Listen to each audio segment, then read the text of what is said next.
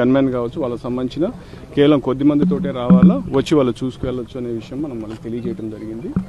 So అదే విషయంగా అందరికీ కూడా కమ్యూనికేట్ చేస్తాం. ఇప్పుడు మన అధికార పార్టీకి సంబంధించిన నాయకులు వచ్చారు, అంటే ప్రతిపక్ష పార్టీకి సంబంధించి కూడా వాళ్ళు కూడా ఎవరు రావాలనే దాని గురించి చెప్పడం జరిగింది. సో దాని గురించి ప్రస్తుతం మనం బందోబస్తు చేసుకుని చూస్తున్నాం. హౌస్ అరెస్ట్ అనేది లేదు, వాళ్ళు వెళ్ళొచ్చు అనే విషయం వాళ్ళకి మొదటి నుంచి కూడా ఉదయం నుంచి కూడా చెప్తున్నాము.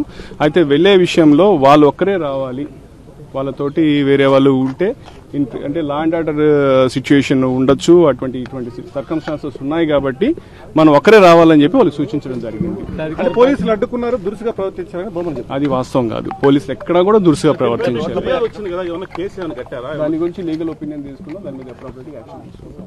ఎక్కడా కూడా పోలీసు పొరపాటును కూడా ఎవరితో కూడా దురుసుగా ప్రవర్తించలేదు. కేవలం మనం వాళ్ళకి ఉన్న లా అండ్ ఆర్డర్ సిచ్యుయేషన్ గురించి వాళ్ళకి అప్రైజ్ చేస్తున్నాం, వాళ్ళకి సెన్సిటైజ్ చేస్తున్నాం, చేసి పోలీసుకి సహకరించి కేవలం వారితో పాటు ఎంపీ గురుమూర్తి గారు వాళ్ళు ఎవరైతే వాళ్ళిద్దరే రావాల్సిందిగా విజ్ఞప్తి చేస్తాం అంతే. అంటే పెద్ద ఎత్తున పోలీసులు లోపలికి వెళ్లారు, బయట రానివ్వకుండా అడ్డుకున్నారు, అసలు కనీసం కాలు కూడా పెట్టనివ్వలేదని చెప్పి అది వాస్తవం కాదు. అధికార పార్టీకి సంబంధించిన అనేక మంది నాయకులు, ఎమ్మెల్యేలతో పాటు కొంతమంది కార్యకర్తలు, మిగతా వాళ్ళు కూడా పంపించారు, వాళ్ళు మాత్రం అనుమతించలేదనేది ప్రధానంగా మనం చూస్తే నిజానికి చాలా మందిని మనం స్క్రీన్ చేసాం. ఇక్కడ కూడా గోశాలలో కూడా వచ్చిన వాళ్ళందరినీ కూడా స్క్రీన్ చేసి కేవలం అధికార ప్రతినిధుల వరకే లోపల పంపించడం జరిగింది. మీరు కూడా చూశారు. సో వాళ్ళకైనా కూడా అదే చెప్పడం జరిగింది, వాళ్ళకు కూడా అదే మనం ఆచరిస్తాం.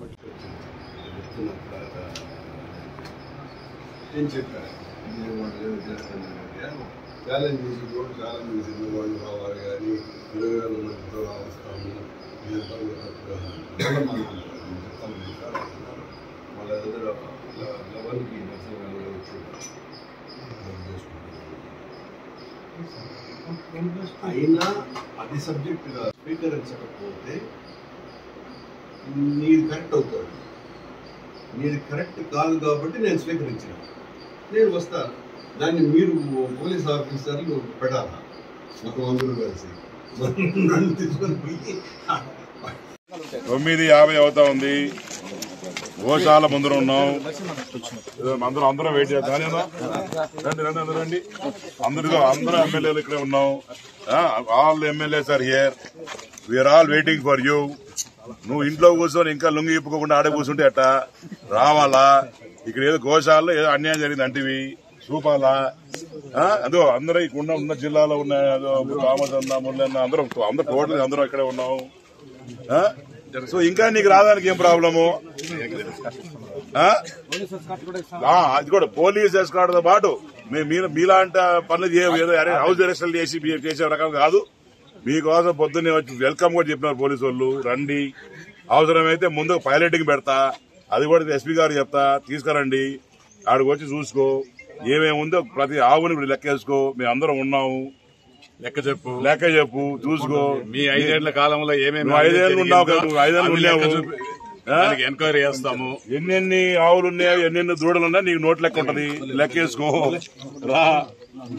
దీనికి నువ్వు ఇంట్లో కూర్చొని పంట కుదరదు.